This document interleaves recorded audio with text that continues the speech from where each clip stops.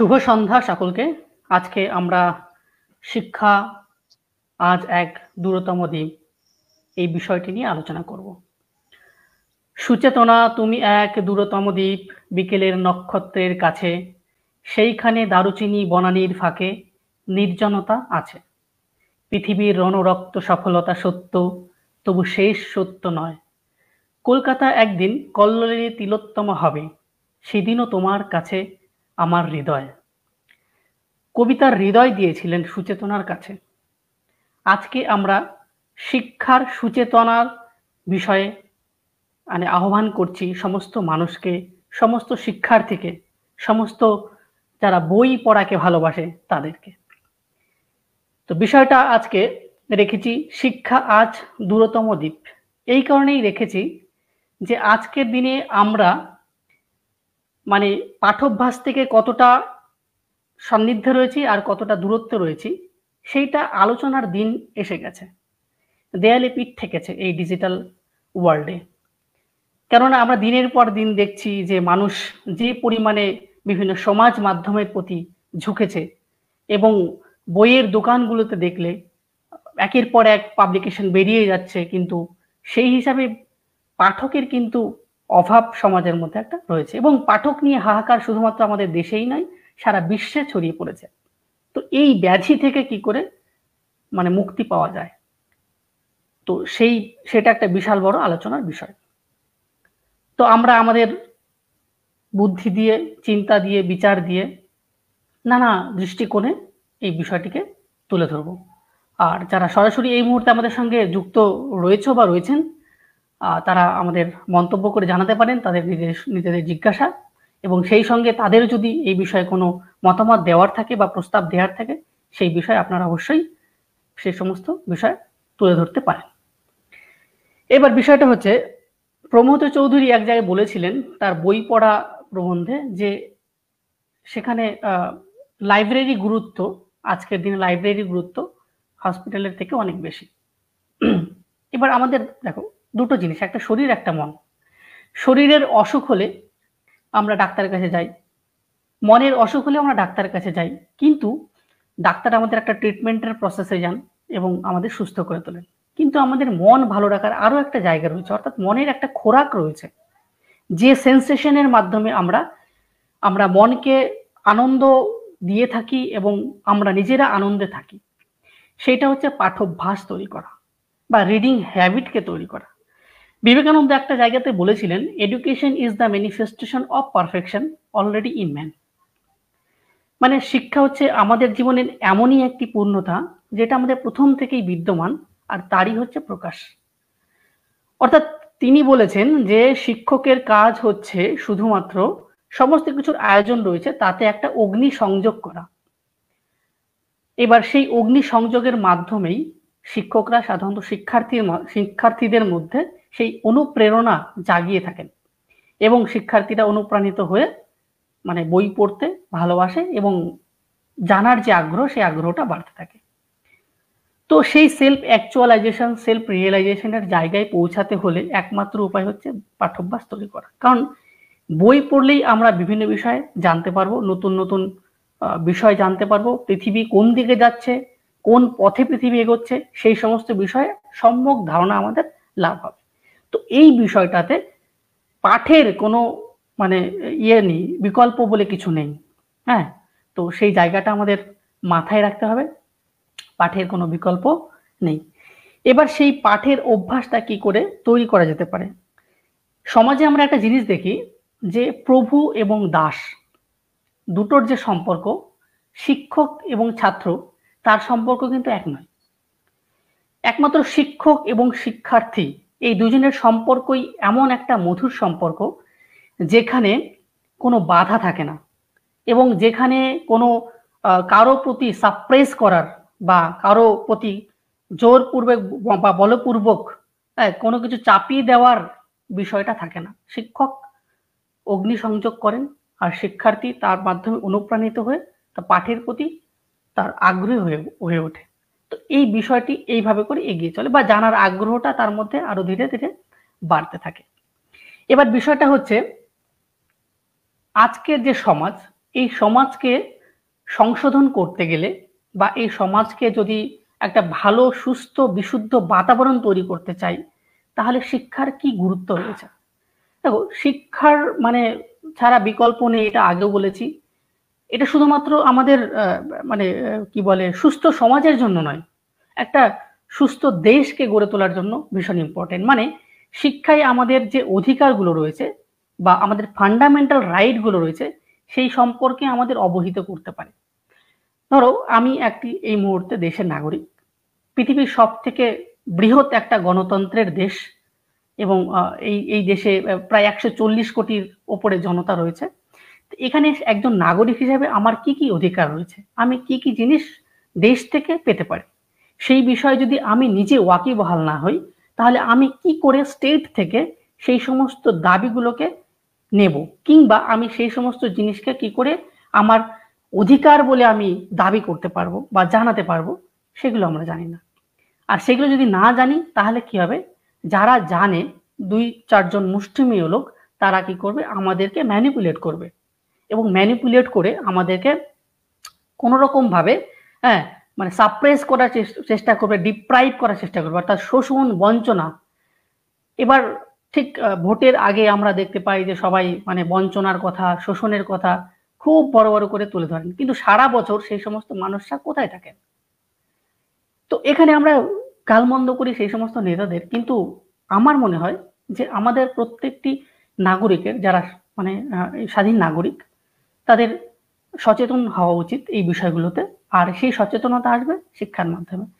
তো আমরা যদি নিজেরা না জানি বই পড়ার মাধ্যমে কিংবা অন্য কারোর মাধ্যমে, তাহলে কিন্তু আমরা সেই বিষয়গুলোতে ওয়াকিবহাল হতে পারবো না, এবং সেই অধিকারগুলো আমরা আমাদের কাছে নেওয়ার জন্য বা সেই দাবিগুলোকে পূরণ করার জন্য কোন রাস্তা কোন উপায়ে হতে পারে সেই সমস্ত জিনিস আমাদের অজ্ঞাত থেকে যাবে। সুতরাং আমাদের কাছে সেগুলো স্বপ্নই থেকে যাবে, এবং আমরা বছরের পর বছর ধরে নেতাদেরকে গালমন্দ করতেই থাকবো, আর নেতারা সেগুলো শুনবেন এবং তার ফায়দা নিতে থাকবেন।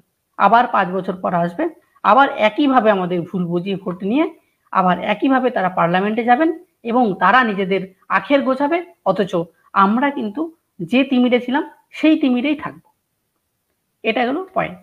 এবার আমরা জানতে পারবো কি করে? দেখো, আজকে যে জায়গাতে আমরা দাঁড়িয়ে রয়েছি 21 শতাব্দীর, সেই জায়গাতে মেইন যে বিষয়টা, শুধু জানার আগ্রহ থাকা দরকার। ফর্ম অনেক রয়েছে, প্ল্যাটফর্ম অনেক রয়েছে। এখন বিষয়টা হচ্ছে, অনেকের মুখে শুনতে পাওয়া যায় যে এখনকার দিনের বাচ্চারা আর আগেকার দিনের মতন তেমন পড়াশোনা করে না। এবার হ্যাঁ, সেই রকম পড়াশোনা করে না। এবার পড়াশোনা করে না বলতে আমরা ঠিক যেটা মনে করতাম পড়াশোনা বলতে, সকালবেলা ঘুম থেকে উঠে বই পড়ো, কেউ সরব পাঠ, কেউ নীরব পাঠ ইত্যাদির মাধ্যমে পাঠ করতে থাকে।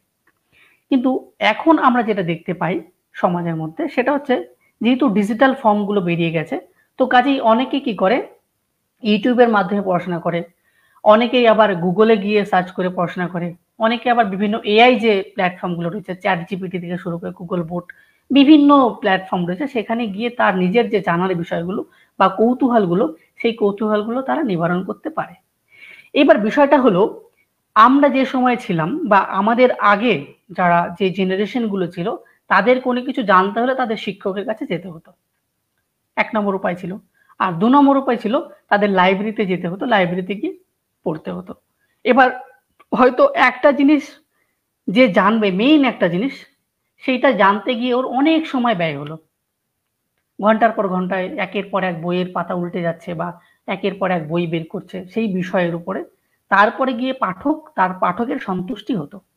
কিন্তু আজকের দিনে সেটা অনেক ইজি হয়ে গেছে। শুধু আগ্রহটা যদি শুধুমাত্র থাকে, তাহলে যে কোনো শিক্ষার্থী বা যে কোনো ভাবুক বা যে কোনো মানুষ চাইলেই তার নিজের যে কৌতূহলগুলো রয়েছে বা অজানা বিষয়টি রয়েছে, গুগলে একটা মাত্র সার্চ দিলেই সঙ্গে সঙ্গে সেই বিষয়ের তথ্য চলে আসবে। অর্থাৎ এই ডেটাগুলো ইজিলি অ্যাভেলেবেল আজকের দিনে, শুধুমাত্র আগ্রহটা থাকা উচিত। তার মানে আমরা এইটুকু বুঝতে পারছি যে আজকের দিনে শিক্ষিত হওয়ার যে বিভিন্ন উপায়, সেই উপায়গুলো খুবই সহজ, শুধুমাত্র আগ্রহটা প্রয়োজন। আর এই আগ্রহের মাধ্যমেই আমরা একজন সুচিন্তক হতে পারি, আমরা ভাবুক হতে পারি, সুনাগরিক হতে পারি, এবং শিক্ষার্থী তো হতেই পারে, তার পাশাপাশি সুশিক্ষকও হতে পারে। এবার বিষয়টা যে শুধু শিক্ষার্থী নয়, মানে পড়াশোনা কি শুধুমাত্র শিক্ষার্থীরাই করবে, শিক্ষকরা করবে না? সেটা ভুল কথা। শুধু শিক্ষক কেন, যে কোনো সমাজের যারা বরিষ্ঠ মানুষ তারা প্রত্যেকেই কিন্তু পড়তে পারে। এবার যে সমস্যাগুলো বললাম, যে আগেকার দিনে যে সমস্যাগুলোকে ফেস করতে হয়েছে, তাদের লাইব্রেরিতে নিজে গিয়ে উপস্থিত হয়ে লাইব্রেরি কার্ড করে তাকে বই সংগ্রহ করতে হতো, এখন সে সমস্ত জিনিসের প্রয়োজন নেই। চাইলেই যে কোনো বই পিডিএফ আকারে ডাউনলোড করতে পারেন। আবার কারোর যদি মনে হয় না আমি বইয়ের দোকানে যাব না, কিন্তু আমি বই পড়বো, ইজিলি অনলাইনে অর্ডার করে বই কিনে কিন্তু বই পড়তে পারেন। তো এইভাবে করে নানা যে ফর্মগুলো রয়েছে সেগুলোর আমরা সঠিক মানে সেগুলোকে ইউটিলাইজ করে বা ব্যবহার করে আমরা অবশ্যই মানে শিক্ষিত হতে পারি। তো এখানে ডিগ্রি কি শুধুমাত্র একটা মানদণ্ড হতে পারে শিক্ষার? মোটেই নয়। ডিগ্রি হচ্ছে একটা মানুষের একটা পরিচয়। হ্যাঁ, অর্থাৎ মানে ঠিক রবীন্দ্রনাথ হচ্ছে আচরণে। তো এবার আমরা বিদ্যালয়ে যে আমাদের তোতা কাহিনী বা তোতা পাঠ শেখানো হয় ৪ দেয়ালের মধ্যে, সেটা একটা সিলেবাস ভিত্তিক এবং সিলেবাসের মাধ্যমে প্রত্যেকটা পাঠ শিক্ষার্থীকে ফেলে দেওয়া হয় সেই একটি নিয়মের মধ্যে, এবং সেখানে দেখা যায় যে শিক্ষার্থীরা সেই একই নিয়মে এগিয়ে চলার চেষ্টা করে। এবং সেখানে সবচেয়ে বড় যে জিনিসটা দেখা যায় সেটা হচ্ছে ইঁদুর দৌড় প্রতিযোগিতা, অর্থাৎ নম্বরের জন্য প্রত্যেকেরই একটা আগ্রহ। তো শুধুমাত্র নম্বরের প্রতি যদি মানুষের একটা আগ্রহ থাকে তাহলে কিন্তু এখানে আমাদের শিক্ষার সংকীর্ণতা থেকে যাবে। শিক্ষা মানে সেই রবীন্দ্রনাথের ভাষাতেই আবার যেতে হয়, যে যেখানে তিনি বলেছিলেন যে চিত্ত যেথা ভয় শূন্য উচ্চ যেথা শীষ, জ্ঞান যেথা মুক্ত যেথা গৃহের প্রাচীর। অর্থাৎ জ্ঞানকে আমাদের মুক্ত করতে হবে, সেই সংকীর্ণ জায়গায় রাখা যাবে না শুধুমাত্র ডিগ্রি পাওয়ার লোভে বা ডিগ্রি পাওয়ার প্রয়োজনে।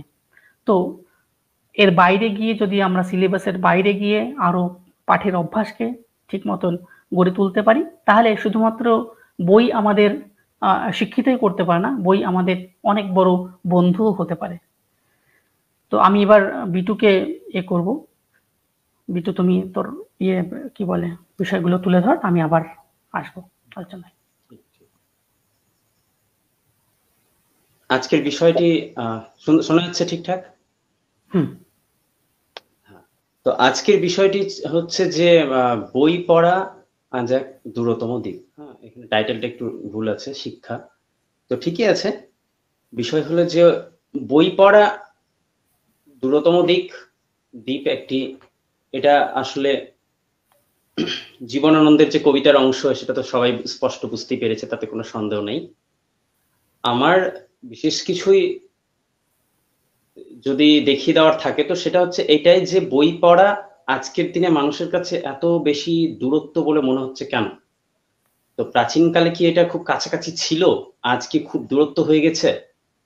কিন্তু আমি খুব চর্চা করে দেখলাম, যতটুকু চর্চা করে দেখলাম আমি, তাতে দেখা গেল এইটাই যে বই পড়ার প্রতি আগ্রহ সবকালেই কিন্তু প্রায় ওই 60:40 এইরকম স্টাইলে ছিল। মানে 40% মানুষ কিন্তু ওই বই পড়বে, কিন্তু 60% মানুষ বই পড়বে না। যে 40% মানুষ বই পড়বে তাদের গল্পগুলোকে শুনে শুনে এই 60% মানুষরা কিন্তু বই বেড়াবে। এইরকম একটা ব্যাপার আছে যে বই আমি ডিরেক্ট পড়বো না, প্রত্যক্ষ পড়বো না, কিন্তু পরোক্ষভাবে বইয়ে কি লেখা আছে সেটা অন্য কারো কাছ থেকে গল্পের মতো করে জেনে সেটাকে বিশ্বাস করব এবং বই বেড়াবো। যদি বলা হয় শিক্ষা বা শিক্ষিত হওয়া, তো শিক্ষিত যে কোনো এঙ্গেল থেকে হতে পারে। কিন্তু যদি মানে ব্যাপারটা হচ্ছে যে কারো কথা শুনেও মানুষ শিক্ষিত হয়, যেহেতু আমরা বেদের ক্ষেত্রে দেখেছিলাম যে সেই ক্ষেত্রে শ্রুতি বলা হতো কেন, যে ওটা শুনে শুনে মনে রাখা হতো। তো সেক্ষেত্রে আলাদা করে পুঁথিপত্র পড়ার কোনো ব্যাপার ছিল না শিক্ষার্থীদেরকে। তো সেই দিনেও শিক্ষা কিন্তু এগিয়ে গেছিল। আজকের দিনে যে প্রবলেমটা হচ্ছে সেটা হচ্ছে মানুষের কাছে সব রকম বিকল্প চলে এসছে। এইটা হচ্ছে সব থেকে বড় সমস্যা, যেটা তুই বললি যে মোবাইল আছে, গুগল আছে, এখানে সব সহজেই পাওয়া যায়, ঠিক। আর এই পাওয়া যায় বলে প্রবলেমটা সব থেকে বেশি বেড়েছে। আমাদের কাছে সবকিছু ডিরেক্ট সামনের দিকে রেখে দেওয়ার ফলে হলো কি, যে আমরা কোনোটাই আর চয়েস করে উঠতে পারলাম না ঠিকঠাক ভাবে। আমাদের সঙ্গীতের প্রয়োজন পড়তে গেলে, আমাদের খবরের প্রয়োজন পড়তে গেলে আমরা প্রত্যেকটার জন্য আলাদা আলাদা বিষয় বা আলাদা আলাদা বস্তু ব্যবহার করতাম। আর যদি গানের প্রয়োজন পড়তো তো আমরা হয়তো টেপ রেকর্ডার চালাতাম, সে বহুদিন আগের কথা। যদি রেডিও চালাতাম তো খবরাখবর পেতাম।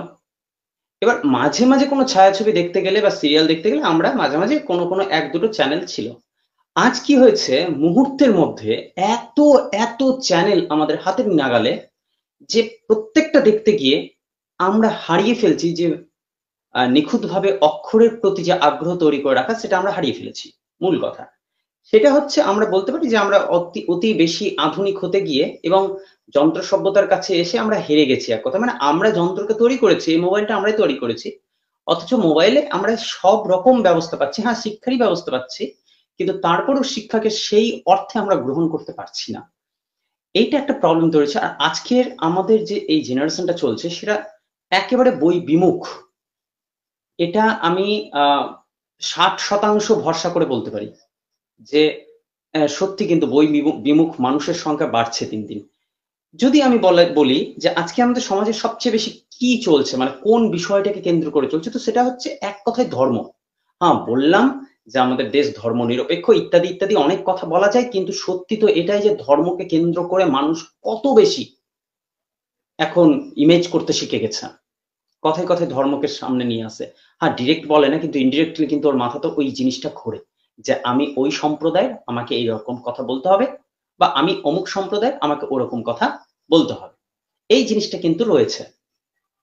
কোথাও যেন এর পাশাপাশি আরেকটা জিনিস দেখতে পাচ্ছি যে এই ধর্মকে আমরা যারা বয়ে বেড়াচ্ছি, এই ধর্মের আসল স্বরূপ কি তা আমরা জানি না, বা এই ধর্ম সম্পর্কে অ্যাকচুয়ালি কোন ধর্মে কি লেখা হয়েছে, কি বলা হয়েছে, সেই কথাও আমরা স্পষ্টভাবে কোথাও পড়ছি না। জাস্ট একটা গল্প যেটা আমি শুনেছি, সেটা তো বিকৃত করে তৈরি হতে পারে।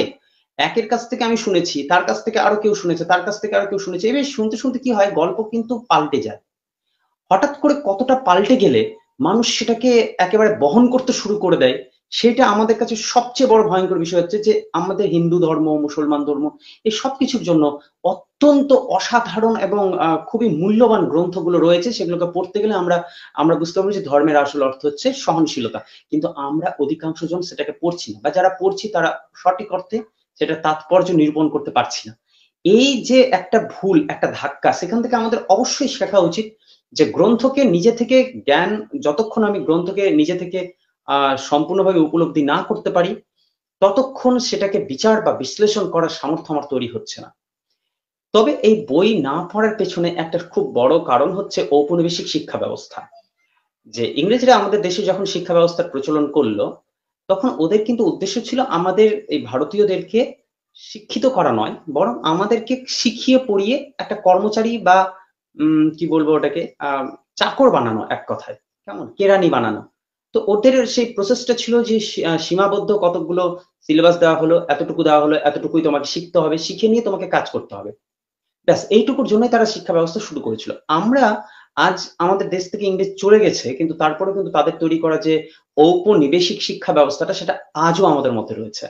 সেটা সিলেবাস ভিত্তিক পড়াশোনা। এই পড়াশোনা আমাদেরকে কিন্তু আমাদের যে মনের জগৎটা আছে সেটাকে বড় হতে দেয় না, সংকীর্ণ করে রেখে দিচ্ছে। মনের প্রসারতাই বাড়ছে না।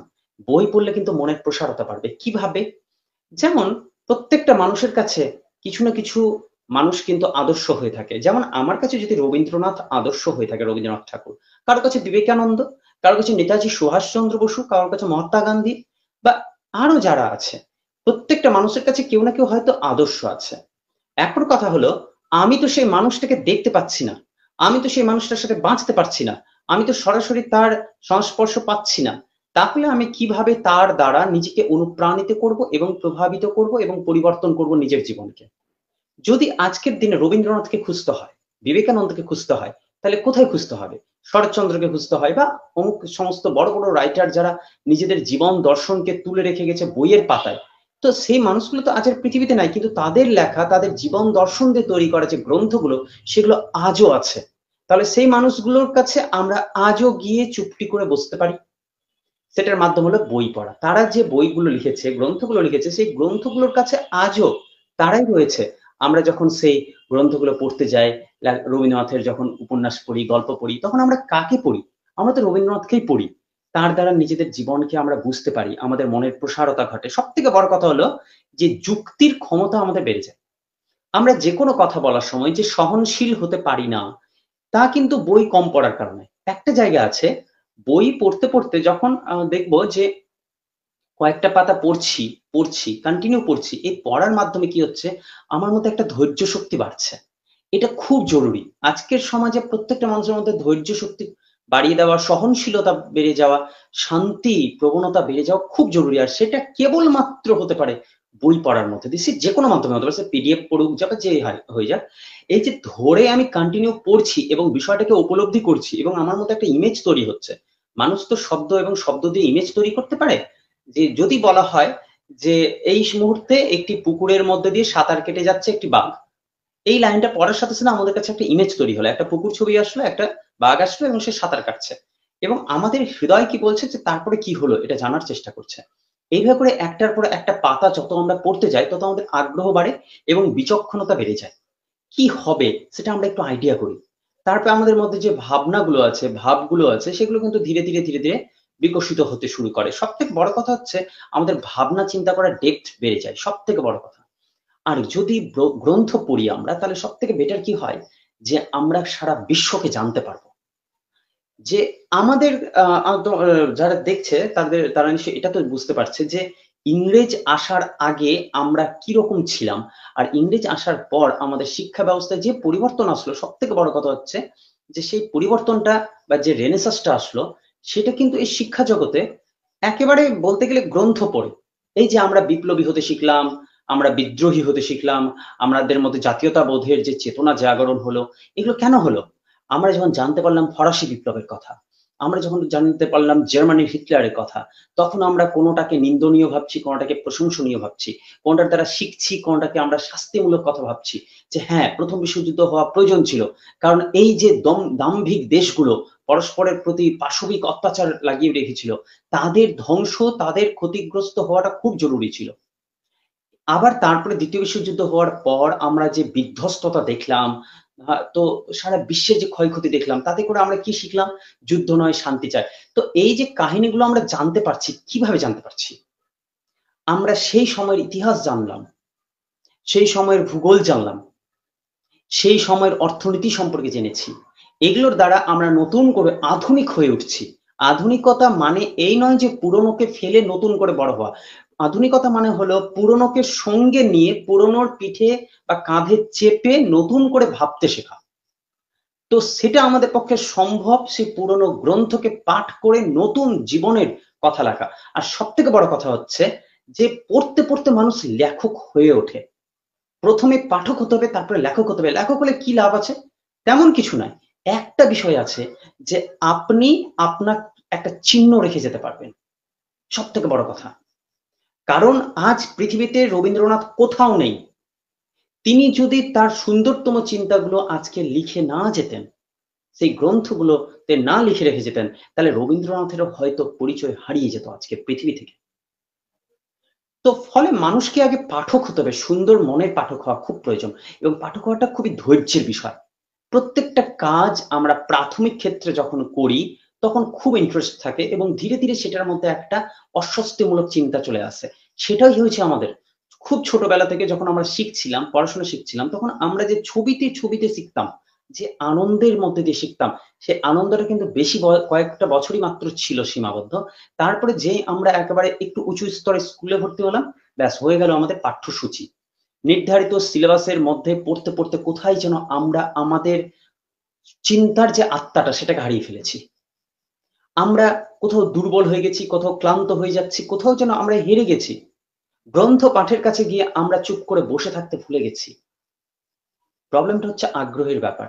আর আগ্রহ কেউ কোথা থেকে দিতে পারবে না, সেটা নিজের চিন্তা শক্তি থেকে আসবে। যে আমি আমার মূল্যবান সময়টা কোন দিকে খরচ করব। এইভাবে করে আমরা চাইলে বর্তমানে আজকের দিনেও প্রগতিশীল বিশ্বের সাথে তাল মিলিয়ে চলার জন্যই হোক বা নিজেকে চিনার জন্যই হোক বা নিজের সংকীর্ণতাকে দূর করে এই সমাজের, দেশের কোনো প্রকার কল্যাণ করার চেষ্টা করি না কেন, সব ক্ষেত্রে বই পড়া, মূলত শিক্ষা লাভ করা কিন্তু খুবই জরুরি বিষয়। তারপরে আবার বলছি, শুনি কার্তিকের কথা। হ্যাঁ, ধন্যবাদ। এবার বিষয়টা হচ্ছে, এখানে একটা বিষয় আমাদের মানে খুব স্বভাবতই উঠে আসে, সেটা হচ্ছে শিক্ষার পরিণতি নিয়ে বা কনসিকুয়েন্স নিয়ে। আমি কেন পড়ব?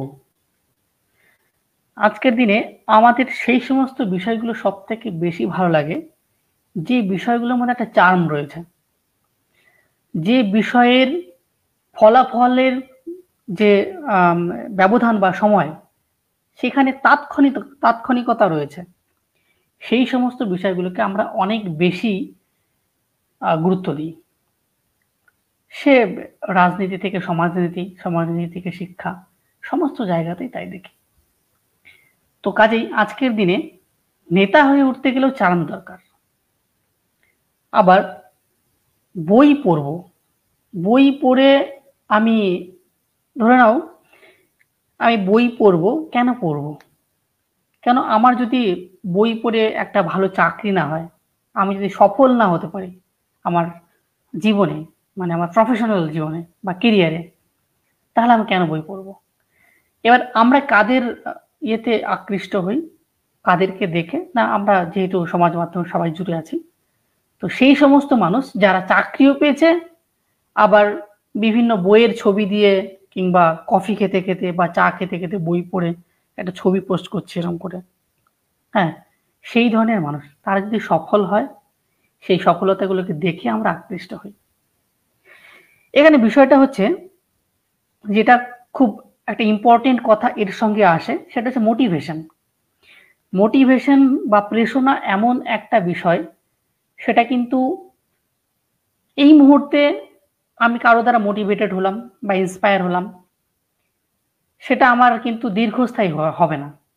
সেটা হয়তো আজকের দিনে আমি 100% ফিল করছি, আবার যখন আগামীকাল, পরশু, তরশু এরকম করে করে ক্রমাগত এগিয়ে যাচ্ছি, তখন মোটিভেশন লেভেলটা আস্তে আস্তে আস্তে আস্তে করে কি হচ্ছে, ডাউন হচ্ছে।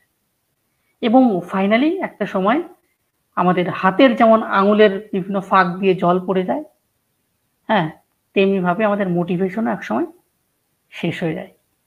এই যে যেই মাত্র আমার মোটিভেশন শেষ হয়ে গেল, সেই মাত্র আমি বই পড়া থেকে আবার যত দূর ব্যবধানে ছিলাম, ঠিক তত দূর ব্যবধানে আমি আবার পৌঁছে গেলাম। একটা সময় ছিল যখন মানুষ চাকরি করাকে দুর্ভাগ্য বলে বা মন্দ ভাগ্য বলে মনে করত। আজকের দিনে চাকরি পাওয়াকে সব থেকে সৌভাগ্য বলে অন্তত বাঙালি মনে করে। যে চাকরি পেয়ে গেলাম মানে আমি বিশাল বড় ব্যাপার, তাকে তাকে সমাজে সব থেকে উঁচু চোখে বা সমাজের লোক একটু বেশি সম্মান দিয়ে থাকে, এটা একটা দিক। তারপরে সে যদি পুরুষ হয়, তাহলে বিবাহের যে বাজার, সেই বাজারে তার মূল্য সব থেকে চড়া দামে। আর যদি মহিলা হয়, তাহলেও সেই ক্ষেত্রে একই। তো এই যে তার যে একটা আলাদা ডাইমেনশন তৈরি করে নিল সেই সমাজের মধ্যে, যে আমি একজন চাকরিরত একজন কর্মী। কিন্তু চাকরি কথাটি এসছে তো চাকর থেকে না, এর সঙ্গে একটা প্রত্যয় যোগ হয়েছে। এই বিষয়টিকে আজকে সফলতার মানদণ্ডে আমরা বিচার করছি, যে এই কারণে চাকরি পাওয়ার জন্য আমাদের পড়া উচিত। কিন্তু শুধুমাত্র আমার মনে হয় এই বই পড়াটাকে চাকরি পাওয়া বা সফলতার মানদণ্ডের মাধ্যমে বিচার না করেই পড়া উচিত। কেউ যদি মনে করে থাকি যে না শুধুমাত্র চাকরি পাওয়ার জন্যই পড়তে হবে, তাহলে আমার মনে হয় সমাজ যে তিমিরে ছিল সেই তিমিরেই থাকবে।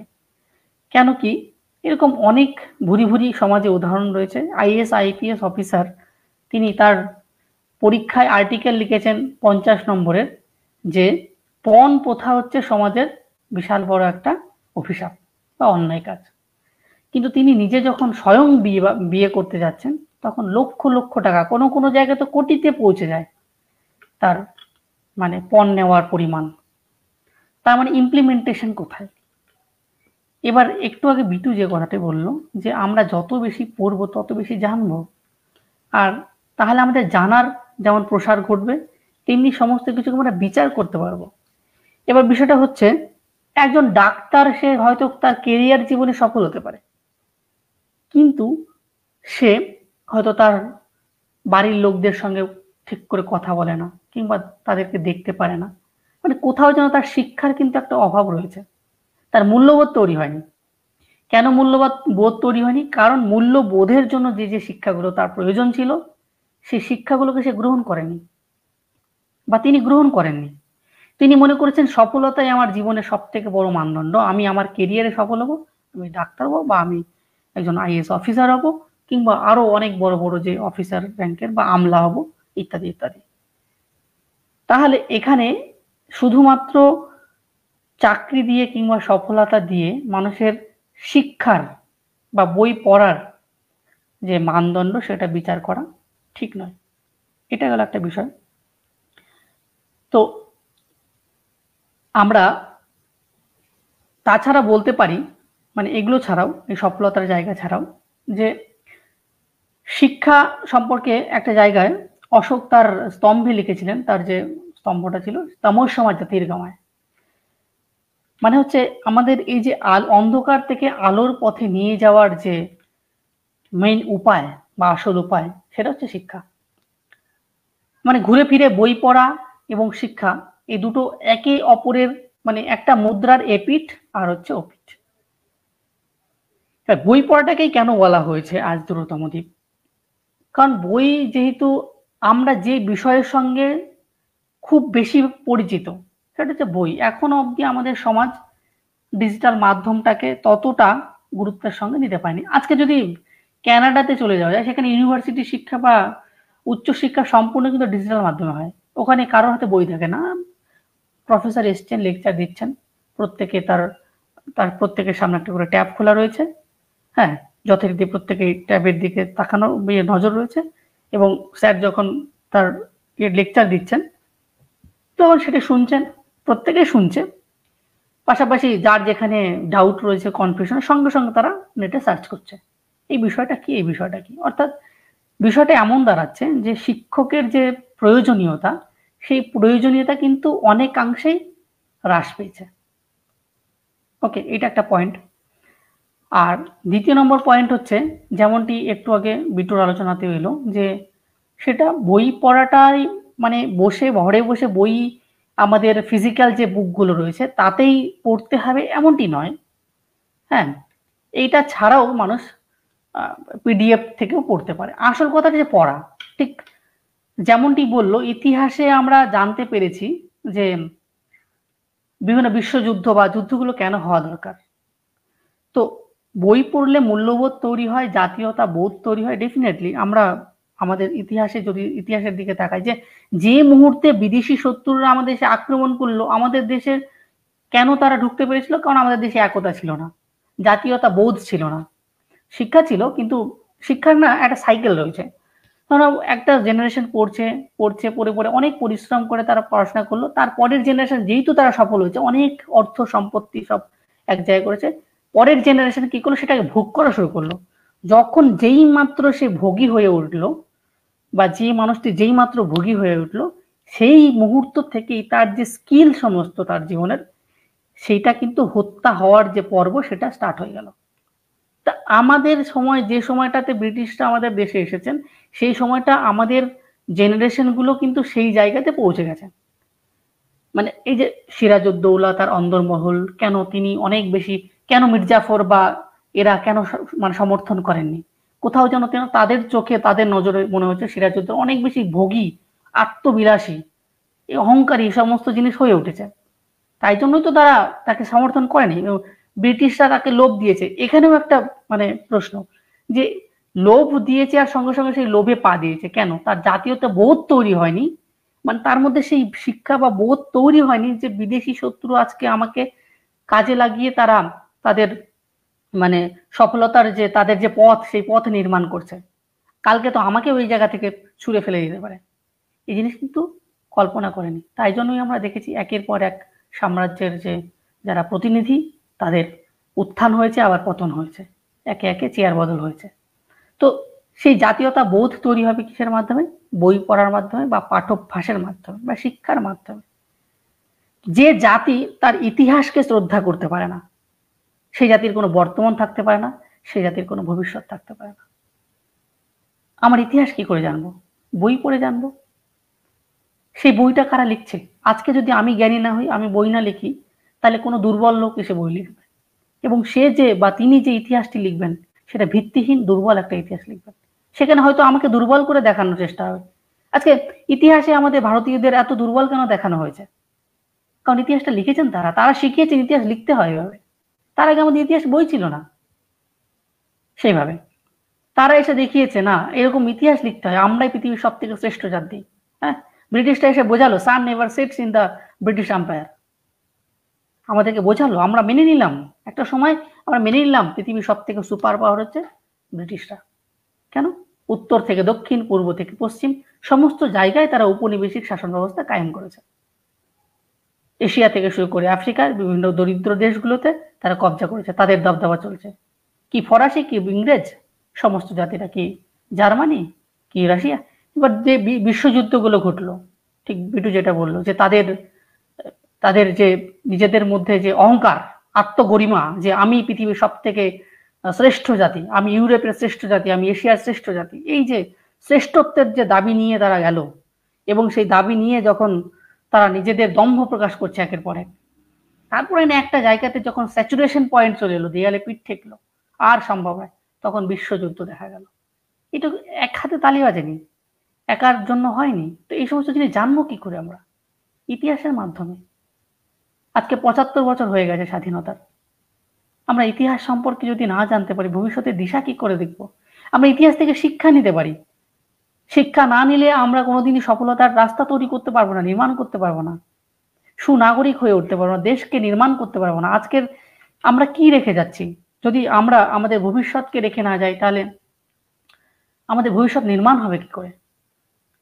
নেলসন ম্যান্ডেলা, আফ্রিকার একজন খুব বিখ্যাত লোক, তার দীর্ঘ জীবন কারাবাস কেটেছে, কিন্তু তিনি একটি জায়গায় লিখেছিলেন যে একটি জাতিকে, একটা দেশকে ধ্বংস করবার জন্য কিছুই করবার দরকার নেই। তাদের মানে ওপেন চিট করতে দাও, তাদের পরীক্ষায় নকল করতে দাও, কারণ সেখান থেকে যারা ডাক্তার হবে তারা দেশের নাগরিককে মারবে, সেখান থেকে যে সমস্ত ইঞ্জিনিয়ার তৈরি হবে তারা সমস্ত বাড়িঘর, বিল্ডিং, ব্রিজ সমস্ত কিছু ভেঙে ফেলে দেবে। হ্যাঁ, মানে তারা তো নির্মাণই করতে জানবে না। এবং সেখান থেকে যে সমস্ত বিজ্ঞানী তৈরি হবে তারা কেউ কোনো নতুন আবিষ্কার করতে পারবে না। সত্যি বিষয়টি ভাবায়। আমাদের ঔপনিবেশিক শাসন ব্যবস্থা, যে সময়টাতে আমরা দেখেছি যে ব্রিটিশদের শাসন চলছে, তারা শুধুমাত্র কেরানি তৈরি করবার জন্য আমাদের শিক্ষিত করে তুলছে একদিকে। আমাদের যে শিক্ষার যে এই যে ব্যাপ্তি যা বা প্রসার, সেই প্রসারের সঙ্গে আমাদের পরিচিতই করায়নি। তারা শুধুমাত্র তারা যেহেতু ইংরেজ, তারা আমাদের দেশের যে বিভিন্ন ভাষা, সেই ভাষাগুলো সম্পর্কে তারা জানে না, সেই ভাষাগুলো সম্পর্কে। তাই জন্য তারা এমন ভাবে তারা শিক্ষিত করলো যাতে তাদের সঙ্গে কমিউনিকেট করতে পারে, অর্থাৎ ভাব বিনিময় করতে পারে। সেটা কিসের? না, কাজের ভাব বিনিময়, ভাবের নয় কিন্তু।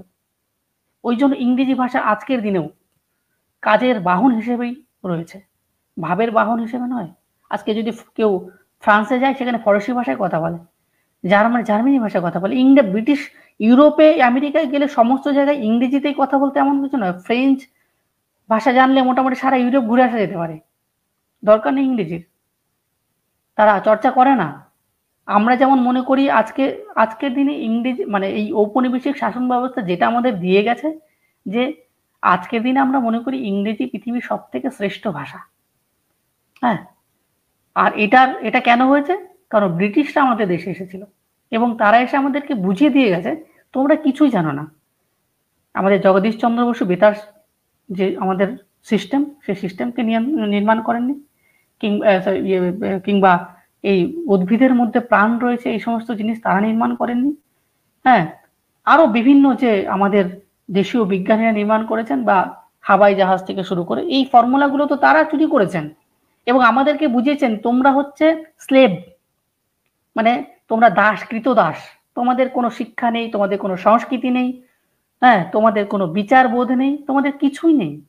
আমরা তোমাদেরকে উদ্ধার করবার জন্য এসেছি এখানে। হ্যাঁ, ফারিস্তা হয়ে এসেছি আমরা তোমাদের উদ্ধার করবার জন্য।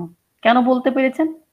কারণ 200 বছর, একটা বছর নয়, 2 বছর নয়, 200 বছর একটা জাতিকে শোষণ করে, ডিপ্রাইভ করে, হ্যাঁ, সমস্ত শিক্ষা থেকে বঞ্চিত করে শেষে আমাদেরকে কনভিন্স করে দিয়ে গেছে, আমাদের বুঝিয়ে দিয়ে গেছেন যে তোমরা সত্যি মূর্খ জাতি এবং তোমাদের কোনো সংস্কার নেই, তোমরা অসভ্য, জঙ্গলে থাকা লোক।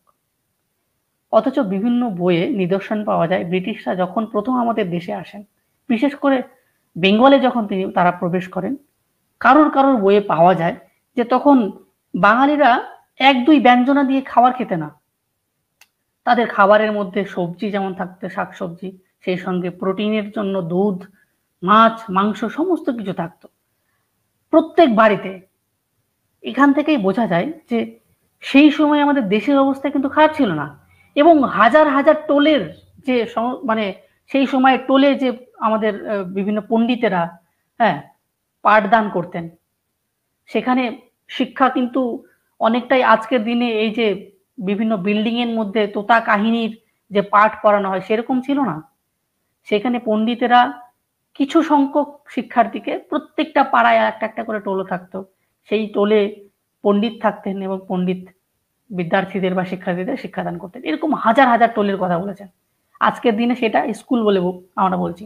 আমরা জানবো কি করে? আজকে স্কলারশিপ যখন হয়, একজন যখন পিএইচডি স্কলার হয়, তার যখন পিএইচডি শেষ হয়, এই যে কালো টুপি পরে মাথায় তারা এই যে ডিগ্রিকে নিয়ে যে এই যে প্রদর্শন করে, এটা কোথা থেকে এসেছে? সেটা আরব কালচার থেকে এসেছে। এই ইউনিভার্সিটি শিক্ষা বা বিশ্ববিদ্যালয়ের শিক্ষা তো ব্রিটিশদের ছিলই না, এটা সম্পূর্ণ নিয়েছে তারা আরব থেকে, আরব কান্ট্রি থেকে। এগুলো কিভাবে জানতে পারবো আমরা? পড়ার মাধ্যমে জানতে পারবো। বই না পড়লে কি করে জানা যাবে এই সমস্ত জিনিস? আর এগুলো না জানতে পারলে ঠিক এইভাবে করেই আমাদের ম্যানিপুলেট করা হবে, অর্থাৎ আমাদেরকে বোঝানো হবে যে হ্যাঁ তোমরা মূর্খ জাতি, অশিক্ষিত জাতি। তো এইটা একটা বিষয়।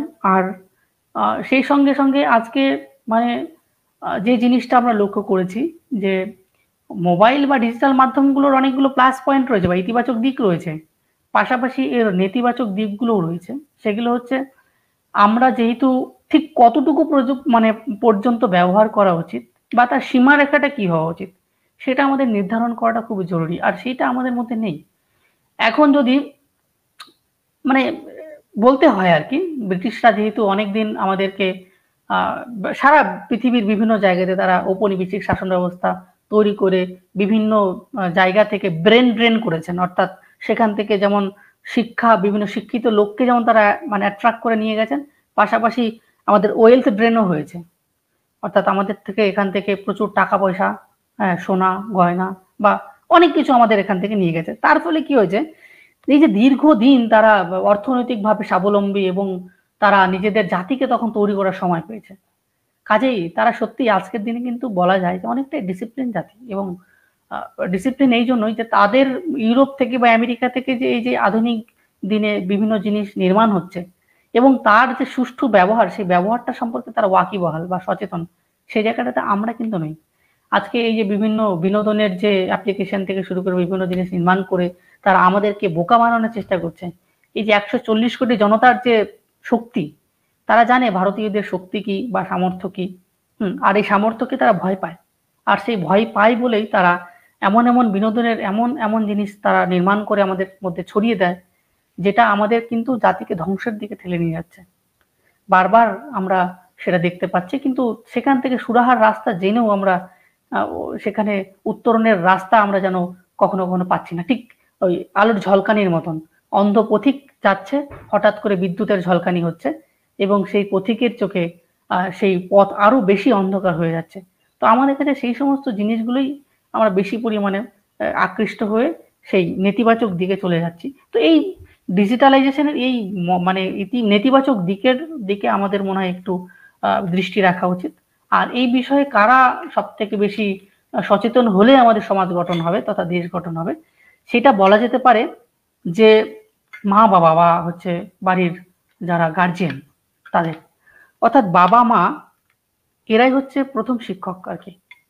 আমাদের এডুকেশনের ভাষায় মাই হচ্ছে প্রথম শিক্ষক। তো মাকে সচেতন হতে হবে।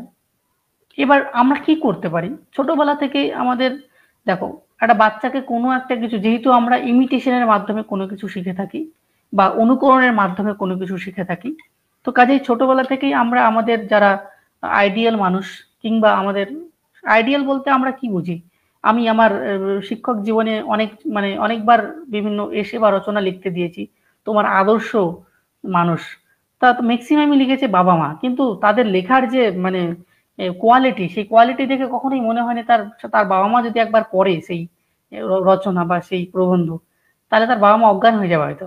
মানে তারা সুন্দর করে লিখেছে যে আমার জীবনের শ্রেষ্ঠ মানুষ হচ্ছে বাবা, কিন্তু বাবা সম্পর্কে তার সেখান থেকে কি শিখেছেন বা শিখেছে, বা কিভাবে মানে বাবা পিতা হয়ে উঠতে পারে, হ্যাঁ, তার সন্তানের জন্য, সেই জিনিসগুলোকে কখনোই মেনশন করেনি। মানে এই যে লক্ষ লক্ষ আমরা মানুষ বা কোটি কোটি মানুষ আমরা এই অন্ধকারের মধ্যে থেকেছি, এই অন্ধকার থেকে আলোতে যাওয়ার যে উপায়, সেই উপায়ে বাবা মায়ের অবদান মানে অনস্বীকার্য। সেই জন্য বাবা মাকে মোবাইলের ব্যবহার এগুলো সম্পর্কে সচেতন হতে হবে, এবং বাড়িতে যদি সবাই একটা লাইব্রেরি তৈরি করতে পারি বইয়ের কালেকশন নিয়ে, সে যে যেই রকমের বই পছন্দ করে, সাহিত্য হতে পারে, বিজ্ঞানের বই হতে পারে, গবেষণার বই হতে পারে, বা স্পিরিচুয়াল বই হতে পারে, যে কোনো বই হতে পারে, বই পড়লে কোনো অন্যায় নেই, আমাদের কোনো নেই, মানে লস নেই, ক্ষতি নেই, হ্যাঁ, এখান থেকে আমাদের লাভই হতে পারে। আর সেই কারণেই আমরা প্রত্যেকে যদি কিছু বইয়ের সংগ্রহ রাখতে পারি, পাশাপাশি আমার মনে হয় আরো একটা ভালো উদ্যোগ হতে পারে, আমরা বিভিন্ন যে জন্মদিনে কিংবা কারোর কোনো একটা অনুষ্ঠানে, শুভ অনুষ্ঠানে আমরা বিভিন্ন জিনিস উপহার হিসেবে দিয়ে থাকি, যে উপহারগুলো হয়তো কাজে লাগে না, বা আমি কি করে বুঝবো তার বাড়িতে কোনটার প্রয়োজন রয়েছে, কিন্তু যদি বই দেওয়া যায় একটা, হয়তো তার কাজে না লাগতে পারে, কিন্তু তার সন্তান সন্ততি কিংবা তার পরিবারের অন্যান্য যারা সদস্য এক পাতাও যদি সেখান থেকে পড়ে, সেই এক পাতার অবদানই কিন্তু আমাদের অনেক কিছু হতে পারে। তো কাজে আমার মনে হয় এই উপহার হিসাবে বই দেওয়াটা, এটা একটা যদি প্রথা বা এরকম বিষয় আমরা চালু করতে পারি, এটা সমাজের জন্য আমার মনে হয় বিশাল বড় একটা কিছু, ভালো কিছু হতে পারে, ভালো ভালো বই। তো বিটু বল, আর কিছু বলবার রয়েছে কিনা, এরকমই কিছু টিপস? আমি মানে সবই তো শুনলাম আমরা, বই পড়তে গিয়ে সমস্যা কোথায় যাচ্ছে এবং বই পড়লে কি কি লাভ হবে। প্রশ্ন হলো বইটা পড়বো কিভাবে, সেই বিষয়ে কয়েকটা কথা বলি। আমার যা মনে হয় আর কি, আমরা তো খুব ব্যস্ত জীবনে এখন আছি। যত বড় হচ্ছি, যত মানে ব্যক্তিগত জীবনের দিকে ঢুকছি, কর্মজগতে ঢুকছি, ততই আমরা ভীষণ ব্যস্ত হয়ে যাচ্ছি। ফলে বই পড়ার আর সময় নেই। তারও পরে যদি কারো মনে হয় যে আমি বই পড়তে চাই, শুধু তার এই আগ্রহটুকুই যথেষ্ট আছে। কিভাবে? কিভাবে বইটা পড়া শুরু করতে পারেন মানুষরা, পাঠকরা, এটা আমি বলার চেষ্টা করছি। সবথেকে বড় কথা হচ্ছে আমরা যে সময় বইগুলো পড়া শুরু করেছিলাম প্রাথমিক জীবনে, সেইখানে একটা ভুল হয়ে গেছে আমাদের। মানে প্রাথমিক জীবনে সহজ সরল বইগুলো দিয়ে পড়া শুরু করার পরে আমরা হঠাৎ করে আচমকা একেবারে শক্তিশালী ভয়ানক বইগুলো পড়তে শুরু করে দিয়েছি। আমাদেরকে আবারও আগের জীবনে ফিরে আসতে হবে। সহজ সরল লেখা বইগুলো পড়তে হবে, প্রথম কথা। দ্বিতীয় কথা হচ্ছে যে আমাদেরকে একটা টার্গেট করতে হবে, বা একটা আইডিয়া করে নিতে হবে যে আমি এই বইটা 7 দিনে শেষ করব। এটা অবশ্যই ধৈর্য সহকারে চ্যালেঞ্জের মধ্যে দিয়ে আমাদেরকে কয়েক পাতা পড়তেই হবে, যে এইটি আমাকে আজকে সারাদিনে পড়তে হবে। সে 5 পাতা হোক, 10 পাতা হোক, পড়তে হবে। ছোটখাটো বই, সহজ সরল ভাষায় লেখা বই, বা কারো মনে হতে পারে ভ্রমণ সাহিত্য পড়তে ভালোবাসো, তুমি সেটাই পড়ো, কোনো সমস্যা নেই। যেটাই পড়বা চ্যালেঞ্জ করে পড়ো, যে আমি এতগুলো পাতা পড়বো এবং উপলব্ধির সাথে সেটাকে বুঝে পড়বো আমি। কোন রকম দুশ্চিন্তা মাথায় না রেখে শান্ত মন নিয়ে বসে আমি পড়বো, যেন একটা সাধনা, একটা আনন্দ আসছে আমার মনে। এই উদ্দেশ্য তুমি পড়ো কমপ্লিটলি। আজ তুমি পড়বা হয়তো 10 পাতা, কাল কিন্তু তুমি দেখবে যে সেখান থেকে একটু আগ্রহ বাড়ছে। ধীরে ধীরে ধীরে ধীরে আগ্রহ বাড়তে বাড়তে একটা স্তরে যাবে যে এটা আমাদের প্রাত্যহিক অভ্যাসের বিষয় হয়ে দাঁড়াবে। তখন বই না পড়লে ভালো লাগবে না।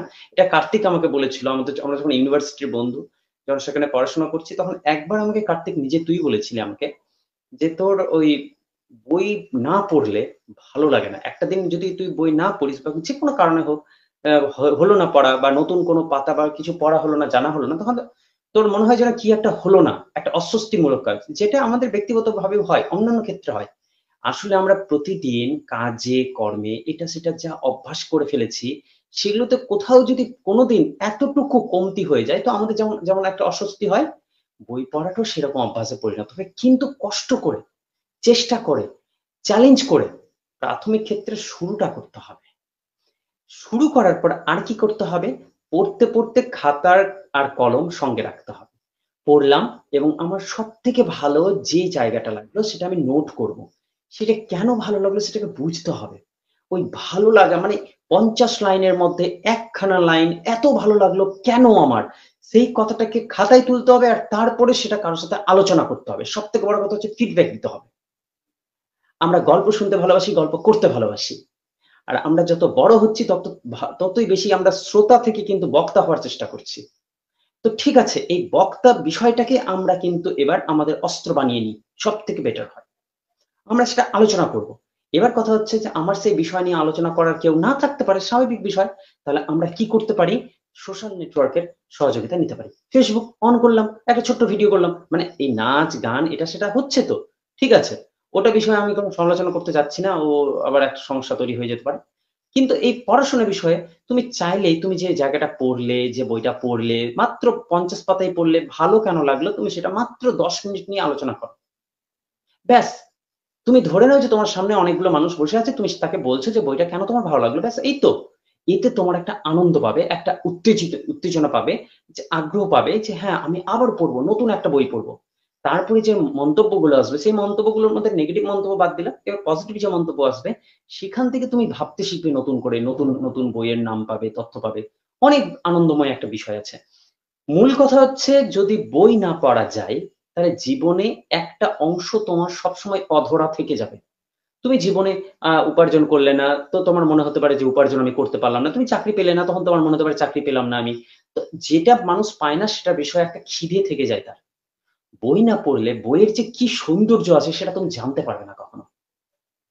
এবং সেটা চাকরি জাতীয় কাজ থেকে সরে এসে তারপরে তোমাকে বই পড়তে হবে। নিশ্চিত রূপে সেটা সাহিত্যই হতে হবে এমন কিছু না। কিন্তু সাহিত্য তোমার মনকে ভীষণ শান্ত এবং সুন্দর শীতল করে দেওয়ার একটা সম্ভাবনা থাকে। ফলে কি হলো যে তুমি আনন্দের সাথে আনন্দটাকে কমন রেখে দাও। মানে এমনটা তো হয় যে আমরা যখন গান শুনছি তখন তো আর চাকরির পরীক্ষার জন্য গান শুনছি না। গান শুনছি আনন্দে। তো কেননা আমরা ১ ঘন্টা আনন্দে বই পড়ি। এখন প্রশ্ন হলো আনন্দে বই পড়ে আমরা কিছু শিখলাম, কিছু জানলাম তো তাহলে কি এসে যায় আমাদের? না মানে বিষয় হলো কার্তিক যেটা একটু আগে বলেছিল যে ক্ষতি তো কিছু হচ্ছে না। কিন্তু আনন্দ তুমি পেতে পারো। আমি একটা উদাহরণ দিতে পারি। এই মুহূর্তে আমার মাইন্ডে আসছে একটা উদাহরণ যে বই পড়লে কি হতে পারে আনন্দ, এটা আমি প্রমাণ করে দিতে পারি এখনই। আমরা একটা জিনিস জানি যে রবীন্দ্রনাথ ঠাকুর লালন ফকির দ্বারা কিন্তু দারুণভাবে প্রভাবিত হয়েছিলেন। লালন ফকির। কিন্তু লালন শাহ ফকিরকে কোনোদিনও তিনি চোখেও দেখেননি। এটা জানতে পারলাম আমি বই পড়ে। আমি জানতাম না, এবার জানতে পারলাম। আরো কয়েকটা তথ্য জানতে পারলাম। সেই কয়েকটা তথ্য আমি জেনে এত খুশি হয়েছি যে আমার আমার বাস্তবে আশপাশে ঘোরা বিষয়গুলো আমার কতটা অজানা ছিল। সেটা আপনাদের সাথে শেয়ার করতে চাইছি আমি। লালন শাহ ফকির একটি গান, সেই গানের ২ টো লাইন আমি করে শোনাই যেটা সবাই শুনেছে বলে আমার মনে হয়। হরিনাম দিয়ে জগৎ মাতালে দেখো একলা নিতাই। হরিনাম দিয়ে জগৎ মাতালে দেখো একলা নিতাই। একলা নিতাই, একলা নিতাই, একলা নিতাই, একলা নিতাই। কি বলছে? যে হরিনামটাকে দিয়েই নিতাই একা একা এই বিশ্বের মধ্যে পুরো জগৎটাকে মাতাল করে দিয়েছে। এইটাকে একটা সংকীর্ণ জায়গাতে আটকে ছিল। লালন শাহ ফকির যখন বলে তো হরিনামের কাছে এটা সংকীর্ণভাবে থাকলো। কিন্তু রবীন্দ্রনাথ এই গানটাকে নিয়ে এমন একটা জায়গায় পৌঁছে দিলেন যেটা আর সংকীর্ণ থাকলো না, কোনো একটা গোষ্ঠীর থাকলো না, ইউনিভার্সাল হয়ে যাচ্ছে। ওই গানটাও আমরা জানি, কিন্তু জানি না যে এখান থেকে প্রভাবিত হয়ে তিনি লিখেছিলেন। গানটা কি? গানটা হচ্ছে যদি তোরে ডাক শুনে কেউ না আসে তবে একলা চলো রে। যদি তোরে ডাক শুনে কেউ না আসে তবে একলা চলো রে। একলা চলো, একলা চলো, একলা চলো, একলা চলো রে। যেখানে ছিল একলা নিতাই, একলা নিতাই, এখানে একলা চলো, একলা চলো। ইউনিভার্সাল জায়গাতে পৌঁছে দিল গানটাকে। এই যে তত্ত্বটা, এটা আমার জানা ছিল না। এটা আমি যখন জানলাম তখন দেখলাম ১ম গানটিও আমি শুনেছি, ২য় গানটিও শুনেছি। কিন্তু এই দুটোর মাঝখানে যে এত সুন্দর একটা যোগসূত্র আছে এটা আমার জানা ছিল না। এটা বই পড়ে জানলাম। এইখানে আনন্দ আছে। জীবনকে জানবো বিশেষ বিশেষ দৃষ্টিকোণ থেকে জানবো, সেখানে আমিও বড় হচ্ছি এবং আমার হৃদয় যত বড় হচ্ছে তত আমার মধ্যে থেকে ছোট ছোট সংকীর্ণতা ধুয়ে মুছে সাফ হয়ে যাচ্ছে, ভুল ভ্রান্তি সব সাফ হয়ে যাচ্ছে, আনন্দ আসছে একটা। এই আনন্দের জন্য তো জীবন। আমরা তো সমস্ত ধর্মগ্রন্থগুলো তো ওই একই কথা বলছে, যেখানে ছিল যে কি ওই সচ্চিদানন্দ একটা শব্দ আছে ভাগবতে, সচ্চিদানন্দ, চর্যাপদেও আমরা পাই এই শব্দগুলো। সচ্চিদানন্দকে ভাঙলে কি আছে? সৎ চিত্তময় আনন্দ। আমার হৃদয় পরিষ্কার থাকলে যে আনন্দময় জীবন, আসলে সেখানেই আমার প্রভু আছে, ঈশ্বর আছে। তো সেটাকে আমরা যদি পেতে চাই তাহলে আমাদেরকে অবশ্যই অক্ষরের কাছে সমর্পণ হতে হবে। আর অক্ষরের কাছে সমর্পণ হতে গিয়ে নতুন যে বর্তমান সোশ্যাল মিডিয়ার যে অংশগুলো চলে এসছে, উপাদানগুলো চলে এসছে, বিভিন্ন সেন্টারগুলো চলে এসছে, সেগুলো সহযোগিতা আমরা নিতে পারি, নিশ্চিত নিতে পারি। কিন্তু বইয়ের যে অক্ষরের যে আনন্দ আছে, যেটা ওই পিডিএফ এ পাওয়া যাবে না। নতুন বইয়ের যে সুগন্ধ আছে, যেটা ছোটবেলায় পেতাম আমরা, যে ছবি আছে, সেগুলো দেখার মধ্যে দিয়ে যে আনন্দ, ওই অজগরটি আসছে। আমি আমার ছাত্রদের কাছে এই কথাটা বলি খুব, যে ছবি দ্বারা মানুষ সবচেয়ে বেশি ভাবতে শেখে। ছোটবেলা তো আমরা সেটাই করেছি। ওই অজগরটি আসছে তেরে, আমরা পাশে দেখতে পাচ্ছি একটা অজগরের ছবি, হা হা, সেই আনন্দের সাথে পড়া। পরের লাইনে আছে আয়ে আমটি আমি খাবো পেরে। এই যে দুই লাইনের মধ্যে ছন্দটা আছে, এই দুই লাইনের মধ্যে যে অন্তমিল আছে, এই দুই লাইনের সাথে সাথে দুটো যে ছবি আছে, এবং আমাকে নতুন করে ভাবতে শিখিয়ে দিল, শিশুর মনকে জাগ্রত করলো, আনন্দময় একটা জায়গায় নিয়ে গেল, কল্পনা করতে শেখালো। এ খারাপ নয় তো, এ তো উদার হচ্ছে, ভেতরটা বড় হচ্ছে, প্রশস্ত হচ্ছে, এটা মন্দ নয়। আনন্দের সাথে পড়াশোনা করো, নতুন নতুন জানার চেষ্টা করো। জানতে গেলে জীবনে বিকল্প পাবে, পথ পাবে। বিশেষ বিশেষ সময়ে বিশেষ বিশেষ সমস্যায় আমরা জর্জরিত হয়, ডিপ্রেশনে চলে যায়। এই ডিপ্রেশন থেকে আমরা বেরোতে পারবো যদি আমাদের বই পড়ার অভ্যাস থাকে। তো যখন পুরো সমাজ, পুরো জীবন যখন আমাদেরকে একেবারে ওই কুমিরের মতো তাক করে আছে, তখন কিছুটা সময় আমাদেরকে বুঝতে হবে যে এই খারাপ সময়টা মাত্র কিছুক্ষণ শুধু অপেক্ষা করলে পার হয়ে যাবে, কিন্তু ওই খারাপ সময়টা পার করার মতো ধৈর্য আমার আর নেই। আমি কি করলাম, একটু হঠকারিতা করে বসলাম, একটু হাত কেটে দিলাম, একটু গলায়, না একটু হবে না, ও পুরো ঝুলেই গেল। তো যে সুইসাইড কেস বেড়ে যাচ্ছে, এত বাড়ি ছেড়ে চলে যাচ্ছে, এগুলো কেন হচ্ছে? কারণ তার জীবনের ওর মনে হচ্ছে এটাই আমার শেষতম পথ, আর নাই। ঠিক আছে, তুমি ওই পথে ফিরবা, কিন্তু আসো তো একটু ঘুরে ফিরে, একখানা বইয়ের পাতা ঘুরে ফিরে তুমি আবার এই জীবনেই আসবা। তোমার এই বই পড়ার অভ্যাস থাকতে গেলে তুমি বিকল্প খুঁজে পাবা, সব থেকে বড় কথা এটা। তাই নিজের জীবনে কখনো একক পথ রাখিও না, ভিন্ন ভিন্ন পথে এগোনোর আনন্দময় জীবনকে উদযাপন করার মতো একটা সামর্থ্য রাখার চেষ্টা করো। বই পড়লে তোমার সেই বন্ধু তোমাকে কোনোদিনও ফাঁকি দিবে না, কোনোদিন না। পুরো জগৎ যদি ফাঁকি দিয়েও দেয়, তোমাকে বই বা গ্রন্থ কখনো ফাঁকি দিবে না। হ্যাঁ, তবে সেই ক্ষেত্রে অবশ্যই তোমাকে সেরা বা শ্রেষ্ঠ বইগুলোকে পড়তে হবে। শ্রেষ্ঠ বই তুমি কিভাবে জানবা? এর জানার অনেক উপায় আছে। তুমি ভ্রমণ সাহিত্য নিয়ে পড়তে চাইছো, তুমি গুগলে সার্চ করো সেরা শ্রেষ্ঠ 10টি ভ্রমণ সাহিত্য, এবার তুমি সেভাবে করে পড়তে পারো। সেরা বইগুলো পড়ো, সুন্দর করে জানো, জীবনকে নতুন করে গঠন করো। আর জীবনে থামার কোনো মানে নাই, যেখানে থামবে সেখানেই বই ধরে নাও, বইটাকে কমপ্লিট করো, যে কোনো একটা বই পড়ো, পড়ার পর আবার তুমি তোমার ব্যক্তিগত জীবনের লড়াই জীবনে চলে যাও, ধাক্কা খাও, আগুনে জ্বলো, পুরো। কিন্তু পুড়তে পুড়তে যদি কখনো মনে হয় একখানি আমি ছায়া চাই, একটুখানি ছায়া চাই, তাহলে তুমি বই নামক সেই বটবৃক্ষের কাছে এসে বসো, শীতলতা পাবে, শান্তি পাবে, স্নিগ্ধতা পাবে, আর যদি কিছু পাও তো অক্ষরের সুগন্ধও পাবে। আমি আমার এই কথা বলে আশাবাদী চিন্তা ভাবনা নিয়ে পাঠক সমাজকে বলতে পারি, বইয়ের প্রতি আগ্রহী হন, ব্যাস এটুকুই চাই। কার্তিক, কিছু বল, আর শেষ করতে হবে। তো মোটামুটি বইয়ের বিষয়ে অনেক মানে কথাবার্তা হলো। আমি জাস্ট 2-4টা টেকনিক্যাল কথা বলে শেষ করব।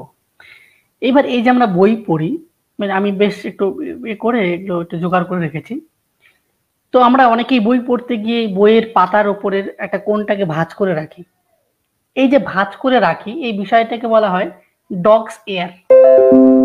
ডগস এয়ার বলতে মানে কুকুরের যেমন কান হয়, কান যেমন করে ভাঁজ করা থাকে, ঠিক সেরকম আমরা পৃষ্ঠাকে যখন ভাঁজ করে রাখি তখন সেইটাকে আমরা ডগস এয়ার বলে থাকি। আচ্ছা, এটা ছাড়া ধরো অনেকেই বিছানায় শুয়ে শুয়ে বই পড়তে পছন্দ করি। তাদেরকে বলা হয় লিব্রোকুবিকুলারিস্ট। আবার বলছি, লিব্রোকুবিকুলারিস্ট, অর্থাৎ যে ব্যক্তি বিছানায় শুয়ে শুয়ে বই পড়ে, এটা।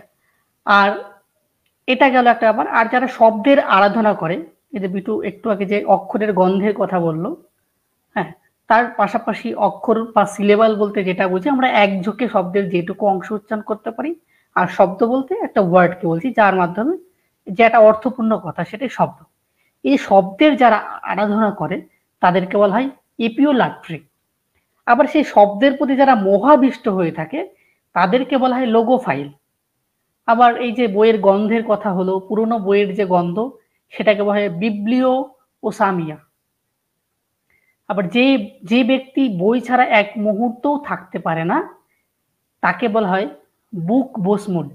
এরকম একাধিক পরিভাষা রয়েছে যেগুলো বই পড়তে গেলে বা এই বিষয়ে যখন জানার যদি ইচ্ছে বা আগ্রহ থাকে এই সমস্ত বিষয় জানতে পারে। একাধিক বিশাল বড় লিস্ট, এত কিছু মনে রাখা সম্ভব নয়, তবে পড়লে অনেক কিছু ভালো লাগে আর কি, জানতে পারি যখন এই বিষয়গুলো ভালো লাগে। তো এর অভ্যাস তৈরি করা দরকার। আনন্দ পাওয়ার আগের মুহূর্ত হচ্ছে অভ্যাস। ছোটবেলাতে আমরা যে খাবারগুলো এখন খাই, যে খাবারগুলো খেয়ে আমরা বেঁচে থাকি বা আনন্দ পাই বা স্বাদ পাই, সেটা একদিনে তৈরি হয়নি, সেটা ক্রমাগত অভ্যাসের ফল। বই পড়াটা হচ্ছে একটা অভ্যাস। সেই অভ্যাস আমাদের তৈরি করতে হবে, আমাদের শিশুদের জন্য, আমাদের বাচ্চাদের জন্য তৈরি করতে হবে। এটা আমাদের নৈতিক কর্তব্য এবং দায়িত্ব। এই আশা নিয়ে বই পড়ার প্রতি সমস্ত জাতিকে সমস্ত জাতির প্রতি আশা রেখে আজকের লাইভটি আমরা শেষ করছি। তো এছাড়া যদি যারা আমাদের সঙ্গে এই মুহূর্তে জুড়ে রয়েছে তাদের যদি কোনো মন্তব্য জানানোর থাকে আমাদের এই আলোচনার শেষে, বা কোথাও যদি কোনো আলোচনা আমাদের মানে ছুটে গিয়ে থাকে, যদি কারোর বলার ইচ্ছা থাকে বা আগ্রহ থাকে, অবশ্যই কমেন্ট বক্সে জানাবেন। নমস্কার, শেষ করছি।